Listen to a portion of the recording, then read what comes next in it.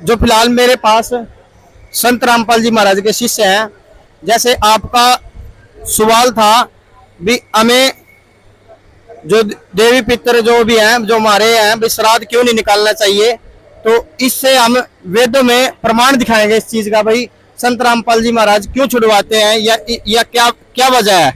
तो राम राम जी। साहिब जी, क्या नाम है जी आपका? मेरा नाम है खुशहाल सिंह मेहता और अभी मैं खुशहाल दास हूँ, गुरु जी का शिष्य हूँ संत रामपाल जी महाराज का। कहाँ से आए हो? मैं हूँ नैनीताल हल्द्वानी उत्तराखंड से हूँ। इतनी दूर से आए हो? हाँ जी। कितना टाइम लगा आने में? आने में लगता है 1 दिन तो लग ही जाता है। अच्छा, तो कुछ लोगों का मतलब एक छोटा सा सवाल है, बिल्कुल छोटा सा, भी जो संत रामपाल जी महाराज है, भी श्राद्ध नहीं निकालने देता, भी वो नहीं निकालने देता, तो इसका कोई वेदों में कोई प्रमाण है? प्रमाण तो आपको बताएंगे, उससे पहले आपको ये बताते हैं कि हमारे गुरु जी सही विधि बताते हैं। हाँ हाँ, कि भाई सही पूजा करोगे तो ये जो गुरु जी हमको भक्ति विधि बताते हैं उसमें श्राद्ध निकालने की आवश्यकता ही नहीं होती, आवश्यकता ही नहीं पड़ेगी। बिल्कुल नहीं पड़ेगी, क्योंकि शास्त्र अनुकूल यानी मूल की पूजा करते हैं। और जो ये पूजाएं हैं ये टहनियों की हैं। और आपसे मैं पूछना चाहता हूँ थोड़ा सा कि आप जल और कोई उसमें खुराक डालते हैं तो जड़ में डालोगे, पत्तियों में डालोगे, कहाँ डालोगे? जड़ में डालेंगे जी। तो एक साधारण आदमी भी बताता है, मतलब पेट डाला रहेगा अपने घर, उसमें मैं जड़ में पानी डाल जड़ में। तो गुरु जी बताते हैं एक सदे सब साधे, सब साधे सब जावे, माली सींचे मूल को जड़ को फले फूले गाए, वो फिर सब में ही वो हो जाता है, यानी खुराक पहुंचेगी, फलेगा फूलेगा।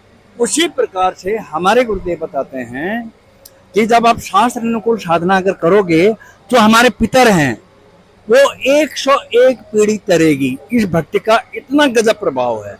क्या बात है। और सबसे बड़ी बात है इससे लोग अपरिचित हैं, तो वो भी हम उनको दोषी नहीं कहेंगे, वो सही कह रहे हैं। जिस परंपरा से हम चलते हुए आते हैं उसमें अगर अचानक ब्रेक लगता है तो आदमी का स्वाभाविक है कि ऐसा प्रश्न होगा कि ये तुम्हारे गुरुजी ऐसे करते हैं वैसे करते हैं। जैसे अगर इन प्रमाणों को वो देखेंगे फिर उनको यकीन आ जाएगा। अब इसके संबंध में विष्णु पुराण में बोला है एक जगह, पहले तो वैसे बता देता हूँ कि जो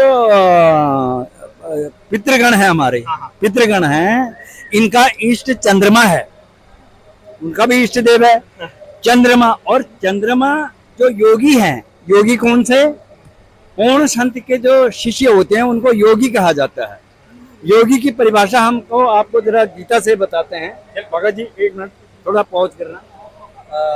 दूसरे अध्याय के 53 में देखो, उसमें भी मूल की बात कही है, ये दूसरे के 53 में।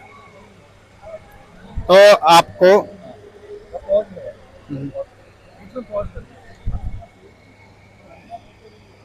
अब आपको तो खुद ही बता देते हैं इसका जो है, पहले आप पढ़ दो हिंदी इसका ना।